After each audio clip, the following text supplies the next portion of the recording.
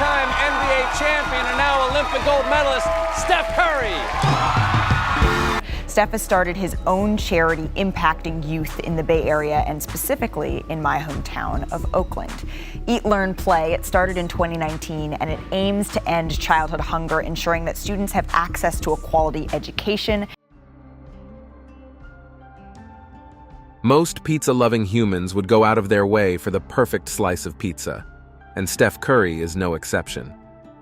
On the 6th day of November, 2024, the American basketball star made an unexpected stop at a popular pizza parlor in Beverly Hills. Little did he know that his need for a sizzling slice of pizza that day would lead him to an unexpected experience. Just as he was about to place his order, he stopped cold at the sound of two boys whispering behind him. How this whisper later changed their lives would bring tears to your eyes. The whisper that brought help. Although he was used to his packed schedule, he felt this sudden need for a quick escape.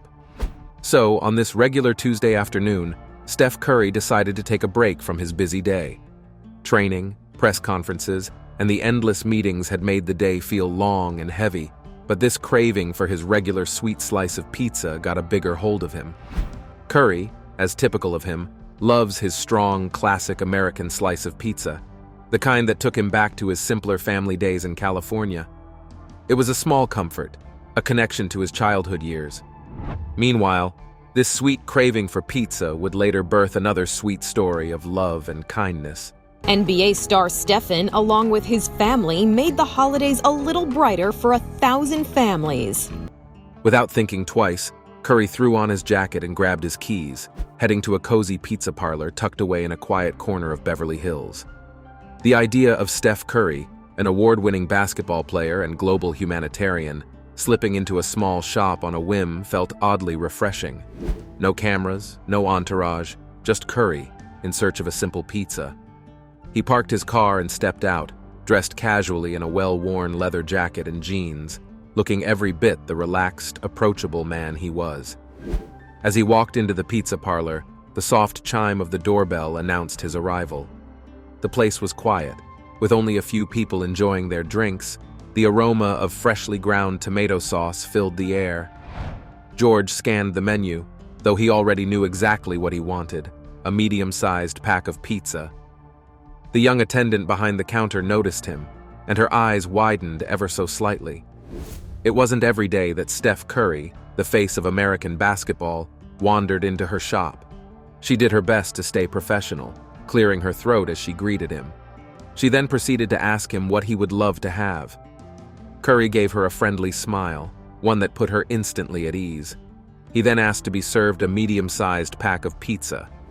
She nodded, punching in the order with a bit of a starstruck daze, then handed him his receipt and told him it'd be ready in a moment. As he waited, Curry let his thoughts drift. He had just been nominated for the NBA Most Valuable Player for the 4th time. There were so many pieces to juggle between basketball training schedules, charity work, and family life. But for now, he was content to soak up this rare, quiet moment, surrounded by the hum of the shop baking oven. No one seemed to recognize him, and he relished the anonymity, waiting to eat his pizza without interruption. Yet out of the corner of his eye, he noticed two young men at a nearby table, sneaking glances and whispering urgently. Steph Curry wasn't paying much attention at first, assuming it was just typical teenage chatter, but something in their hushed voices caught his ear. One boy, speaking quickly and nervously, said that he and the other boy would have to rob the shop. If they didn't, they would die hungry, and their mother would find nothing to eat till she died on her sickbed. Curry blinked, suddenly more alert. He turned his head slightly, just enough to listen more closely without drawing attention. The other boy, his younger brother, sounded worried as he asked the older one what their fate would be if they got caught, since it's common knowledge that worse things happen to thieves. The word steal hit Curry like a shock. He glanced over at them, trying to get a better look without seeming obvious. They were just kids, maybe 13 or 14, hunched over their table, carrying a weight far too heavy for kids their age. The older one, looking determined but scared, leaned closer and whispered to the younger one that they only needed to steal some food, and get just some cash from the register. He assured his brother that no one would know. He claimed they needed it, and he didn't know any other way to get the money. Curry's mind raced as he listened. This wasn't just teenage mischief. There was desperation in the boy's voice, a fear that spoke to a lack of options, and when they mentioned their mom, Curry's heart sank. He could tell these kids were considering something serious, something that could get them into real trouble. He knew that look, that tone, the fear of not knowing where else to turn. These boys were on the verge of making a decision that could change their lives forever, and Curry realized he might be in a position to help. The pizza parlor attendant handed Curry his pizza, but he barely noticed. His focus was entirely on the two boys. He overheard the younger boy's voice, trembling, saying to the older one that he wouldn't want to do this. And the younger one wondered what their fate would be if someone got hurt. The older boy took a deep breath and assured him that they would be fast about it. He promised him that no one was going to get hurt. He claimed they desperately needed the food to feed themselves and their mother and cash to pay for the medicine. From this conversation, Curry got hold of two words: food and medicine. Those were the keys. Their mother wasn't just sick. She urgently needed the medicine they couldn't afford and also needed food to feed their stomachs. Curry felt a tug in his chest, a deep empathy. He couldn't just walk away, but he also couldn't confront them directly. They would panic, maybe do something reckless. He had to handle this carefully. Curry was a problem solver, both on screen and off, and right now, these boys had a real-life problem that needed a solution before they took a drastic step. He approached the counter and said softly to the attendant. He asked if she could add a couple packs of pizza to his order. He claimed he needed something hearty for a couple of kids, and that this is where the real thing happened: Steph Curry's magnificent kindness. With his packs of pizza in hand, Curry made his way over to the boys' table. They didn't notice him at first, lost in their anxious conversation. But as he got closer, the older boy looked up, his eyes widening in shock as he recognized the man in front of them. Curry smiled gently, trying to appear friendly. Holding up the packs of pizza and his bag, he asked if the boys would mind if he joined them. He said he got a few extra packs of pizza and he'd hate for them to go to waste. He suggested that perhaps the boys would like to help him out. The boys exchanged a nervous glance, clearly starstruck and uncertain, but the tension in their shoulders didn't fade completely. They were still on edge, ready to bolt. Yet the offer of food, and perhaps the shock of Steph Curry standing there, made them hesitate. The older boy agreed, though his voice quivered slightly. Curry settled into the chair across from them, sliding the pizza over. After much silence, he asked to know what brought the two boys to the pizza parlor. He asked this question casually, trying to keep the conversation light and give them a chance to open up if they wanted. They looked at the food, eyes wide with confusion and hunger. Being young and struggling made it hard to think straight, and Curry could see how weary they were. He waited, letting them take a few bites, hoping the warmth of the food would help calm their nerves. Finally, he spoke, his tone casual and gentle. He told them that he couldn't help but overhear a bit of their conversation. He said that the conversation sounded like the boys were dealing with something really tough. The boys froze, mid-bite, their faces paling. The older one quickly went on the defensive, stammering. He argued that they weren't doing or planning to do anything wrong. He said they were just talking and that was all. Curry nodded, his expression understanding. Curry said he got the drift. He said he knew that the boys were not in trouble. He just wanted to help. He told the boys that he heard them mention their mom and asked if she was sick. The younger boy's eyes filled with tears, though he tried to blink them away. The older boy, protective and wary, swallowed hard and nodded affirmatively. His voice barely steady, he said that they had been super hungry for days, and their mother was also really sick and needed cash to purchase medicine. The boy claimed they had no money. They tried everything to solve their problems, but they failed. Curry's heart clenched. These kids were barely teenagers, yet they were carrying an enormous burden, fighting to feed themselves and keep their mom alive. They seemed desperate, backed into a corner with nowhere to turn. Amidst tears, The older one told Curry that it was never their desire to steal. He continued, voice quivering, and alluded their problems to the lack of options. They did not know what else to do. Curry leaned forward, his gaze steady and compassionate, and told the boys that he knew they were scared. He said he also knew that there was no other way available, but he felt going down the path the boys had chosen won't make things easier. It'll only add to their troubles. The older boy dropped his gaze, blinking hard, and asked what else they could do. He lamented that the medicine is so expensive and the bills keep piling up. They didn't want to lose their mother and were equally hungry. Curry took a deep breath, choosing his words carefully. He said he could help. Curry told the boys softly that he has been lucky in life, sure, but he had also seen tough times, and he understood what it's like to feel desperate. He promised to help the boys and their mom and believed there was a better way through it. The boys looked at him, disbelief and hope mingling in their eyes. Why would Steph Curry of all people want to help them? Curry saw the doubt on their faces and reassured the boys that he would cover the medical costs to make sure their mom gets the care she needed. For a moment, silence hung between them as the boys stared, hope dawning in their tired eyes. Slowly, the older boy's shoulders relaxed, as if a heavy weight had just been lifted. The younger boy's lip trembled, and for the first time since Curry had approached them, he let out a shaky breath. He then whispered, "Thank you," to their new benefactor, with tears spilling over. Curry reached across the table, giving the boy's shoulder a gentle squeeze. He looked at them and told them that they were going to be okay. They would get through this together. In that moment, Curry knew that this was where he was supposed to be, not on a basketball pitch or in a meeting, but right here, helping these kids in their moment of need. And this is not even the first time Curry has done something so kind. After watching the reel, they bombarded Aditya with questions in the comments session, inquiring about what the Indian had done to gain Tom's attention.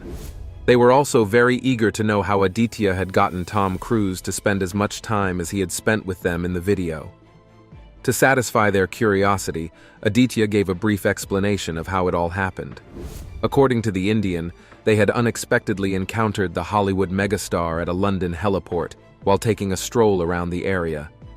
As Tom got down from his helicopter, it became clear to Aditya and his friends that the familiar man being ushered to a black luxury car was indeed the famous actor, Tom Cruise. Almost immediately, they made a decision that completely changed their lives. Without any hesitation, they rushed towards the actor, pleading for a chance to get a picture of him. Tom gave them one good look and decided to give them more than what they had asked for. With a wide grin plastered on his face, the star posed with the fans patiently, exuding his trademark charm as he took pictures with them one by one. To Tom, it was just a nice gesture, but to the Indian fans, he was unknowingly making their dreams a reality. In the video, the fans can be heard conversing in Hindi as they ask each other to hurry up while clicking pictures with Tom. As Tom finally bids them farewell and drives away in his black luxury car, one fan seizes the opportunity to ask him a burning question about his renowned spy franchise, Mission Impossible.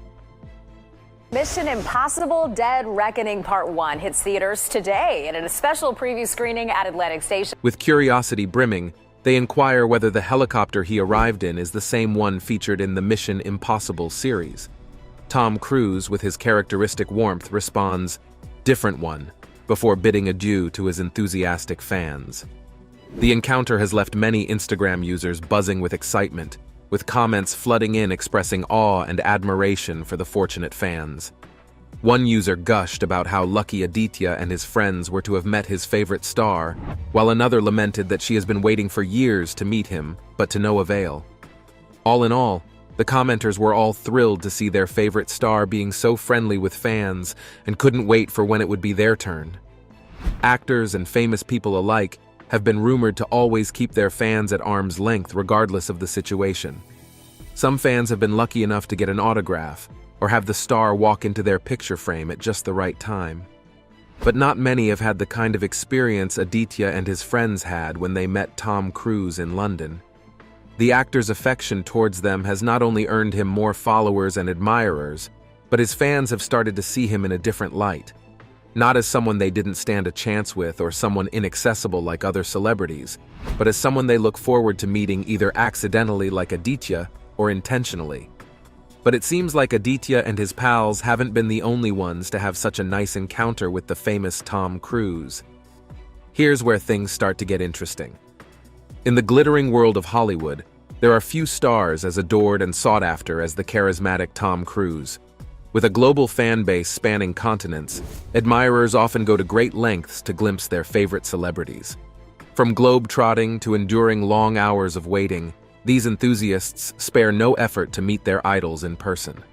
Genuine fans, it would seem, cheering, screaming, waiting for hours just for a glimpse of Hollywood superstar Tom Cruise. Getting a glimpse of these stars, or hopefully a picture, was a good enough reward for the lengthy hours of wait.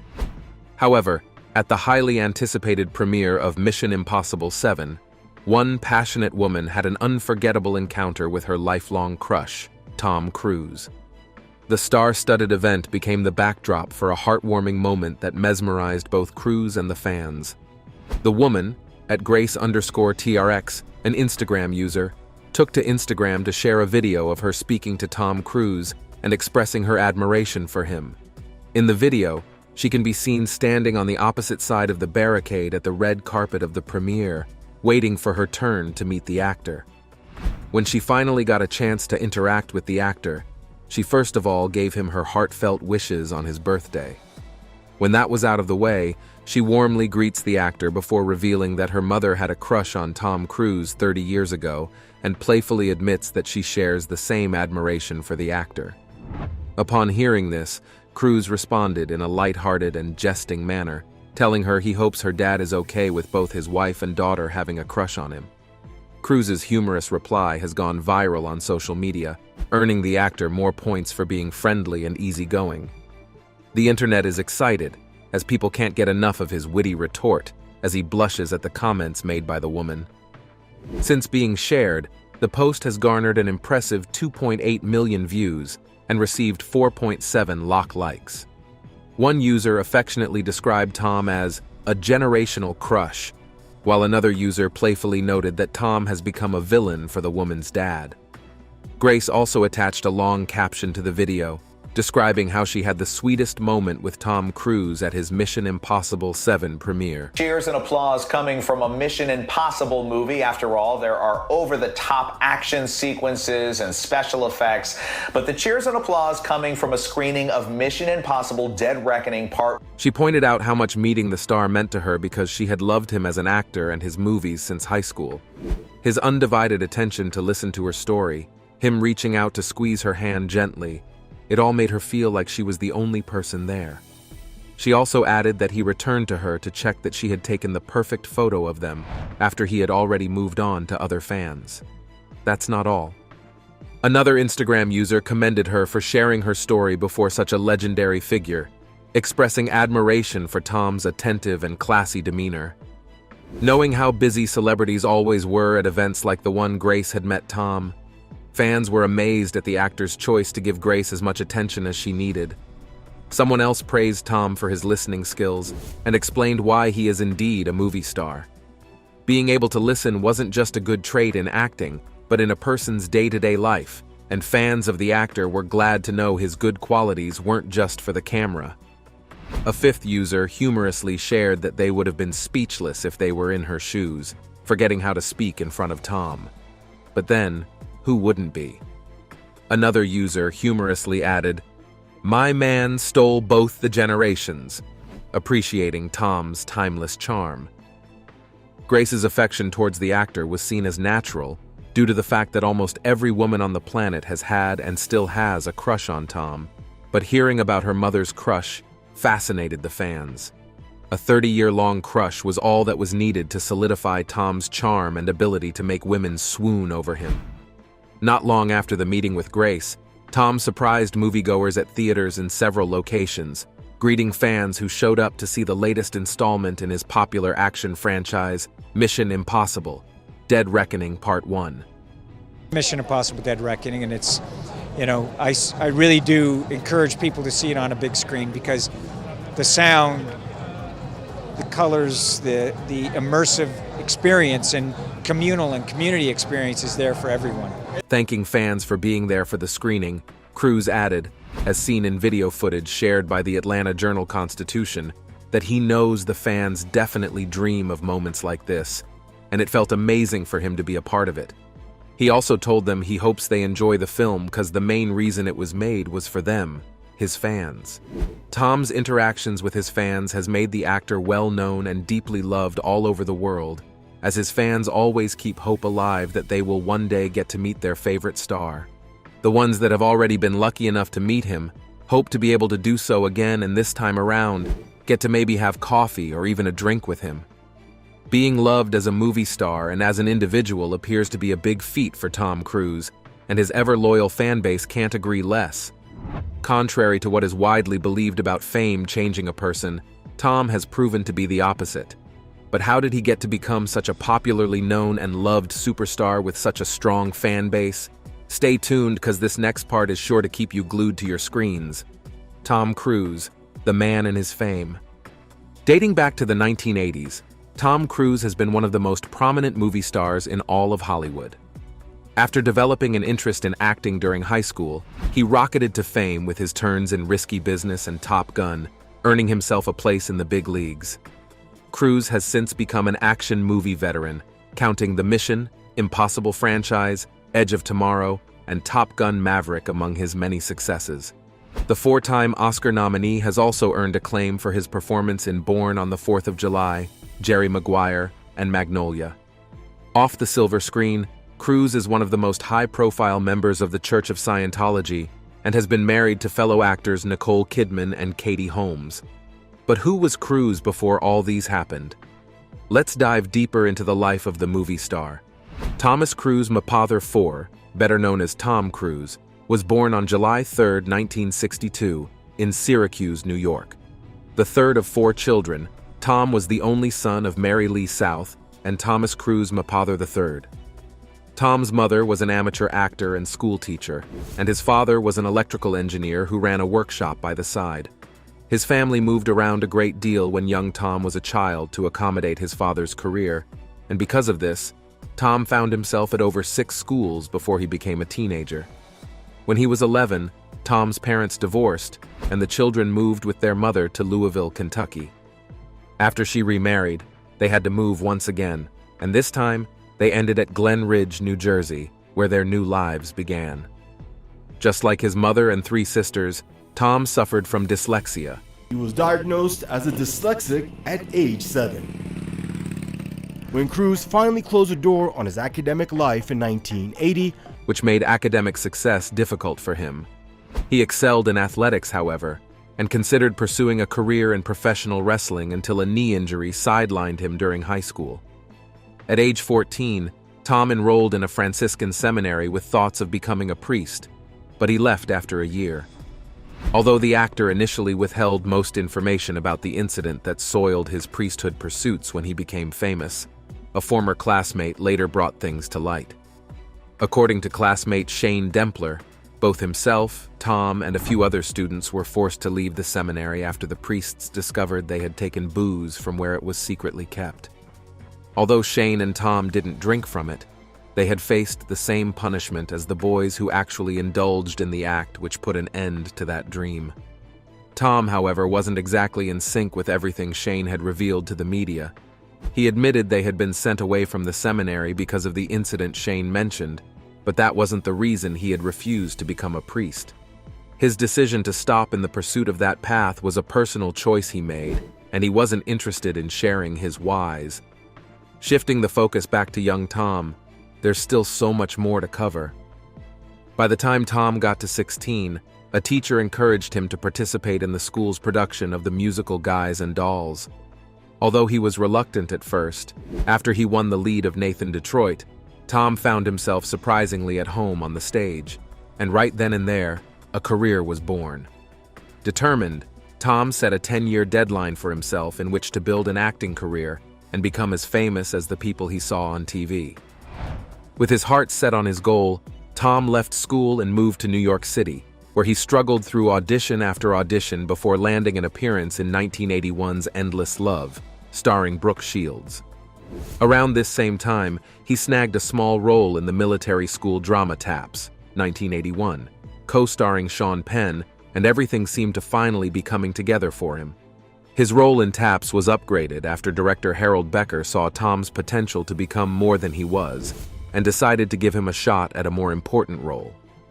Tom's performance caught the attention of a number of critics and filmmakers, giving him a step into the spotlight he had craved and worked towards for a very long time. With more attention on him, Tom decided to apply for more roles, hoping to catch his big break sooner than later. In 1983, Tom made an appearance in Francis Ford Coppola's The Outsiders, which also starred Emilio Estevez, Matt Dillon, and Rob Lowe, all prominent members of a group of young actors the entertainment press dubbed the Brat Pack. The movie wasn't well received, but it allowed Tom to work with an acclaimed director on a high-profile project. Not allowing the rating of the movie deter him, Tom took the next opening that came his way and landed himself yet another role. His next movie, Risky Business, 1983, grossed $65 million and became one of the most profitable movies at the box office that year. It also made Cruise a highly recognizable actor, thanks in no small part to a memorable scene of the young star dancing in his underwear. However, that was just the beginning of a trip to the land of fame. In 1986, after a 2-year hiatus, the budding actor released the big-budget fantasy film Legend, which did poorly at the box office, yet another setback. But as always, the star didn't allow that discourage him, and by that same year, Tom's A-list status was confirmed with the release of Top Gun, which co-starred Kelly McGillis, Anthony Edwards, and Meg Ryan. The testosterone-fueled action romance, set against the backdrop of an elite naval flight school, became the highest-grossing movie of 1986. Tom followed the tremendous success of the original Top Gun with a string of both critically acclaimed and commercially successful films. First up was The Color of Money, 1986, with co-star Paul Newman. Then Cruise worked with Dustin Hoffman on Rain Man, 1988. Tom's next role, as Vietnam veteran Ron Kovich in the biopic Born on the 4th of July, 1989, earned him an Academy Award nomination and a Golden Globe for Best Actor. Tom Cruise joined the fight with a bold move. He reportedly mailed back his 3 Golden Globes. He won 2 Best Actor awards for his role in Jerry Maguire in Born on the 4th of July. He also won a Supporting Actor trophy for Magnolia. Decades later, Cruise returned to his role as fighter pilot Pete Maverick Mitchell in the action-packed sequel Top Gun Maverick, 2022, which picks up more than 30 years after the original. Critics heaped praise on the movie, and in addition to becoming the second highest-grossing film of the year, it earned an Oscar nomination for Best Picture. With Top Gun's success, Tom has skyrocketed to the top of the leagues where he has always dreamed of being, and along with this fame came privileges and opportunities. Along with the success and popularity of the Mission Impossible franchise, Tom has acquired a fan base unlike any other, with fans who admire and love the actor. From that little kid with a dream of becoming an actor, Tom Cruise has become a movie star with an outstanding career. One thing worthy of note has to be the actor's unwavering love for his supporters, regardless of the position he finds himself. Back when he was just an upcoming actor, Tom treated the little fans he had with respect and love. He always tried to interact with them at every movie premiere, taking pictures and thanking them for his hard-earned success. But that affection didn't just revolve around the fans. Tom also extended it to his colleagues in the industry. Here's how. Back in the day, when Zac Efron was in his post-high school musical phase, trying to break out of the teen star shell, Tom graciously taught him how to ride a motorcycle. As Zac sat down with the now-defunct Details magazine for a cover shoot, he recounted how Tom taught him how a motorcycle engine worked and showed him the hangar with his dozens of pristine bikes, including the Triumphs he rode in the Mission Impossible movies. Not only was the experience thrilling for young Zac, he ended up learning how to ride a motorcycle. Tom once again extended a hand of kindness when he helped Mummy co-star Jake Johnson get in shape. In an interview with Thrillist recently, Jake talked about how Tom wanted him to work out with him and get in shape for the movie.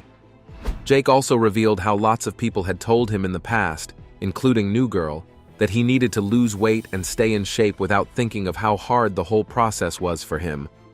But regardless of this, Tom invited Johnson to his gym, the Pain Cave, and informed him that he would be training with him and my trainers. Jake was also offered a food plan with Tom's chef to help him get fit, which he gratefully accepted. When someone on the Mummy set insisted that Jake wait until after Tom was done working out so the star could have the gym alone, Tom was furious. He reprimanded them and told Jake he was always welcome to train whenever he wanted, and it didn't matter if he was there or not. The training was vigorous, Jake admitted, but by the end of the day, he was fit in time for the movie. Zach and Jake are just two people out of the numerous co-stars Tom had helped in one way or the other. So far, Tom has not let the fame change his kind heart, and he keeps showing up for his colleagues, family, and most especially, his fans. Even with his involvement with Scientology, as one of the most prominent celebrity members of the Church of Scientology, and the numerous controversies surrounding the religion and the church, Tom remains loved and respected all over the world.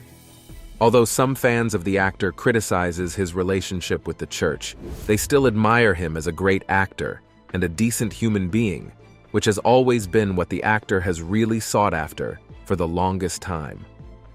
With substantial evidence backing up Tom Cruise's kind nature, do you think he would later change, or will he remain ever loved and admired worldwide? Let us know what you think in the comments section. Remember to like, share, and subscribe for more. Also, click the following video shown on your screen. You will enjoy it.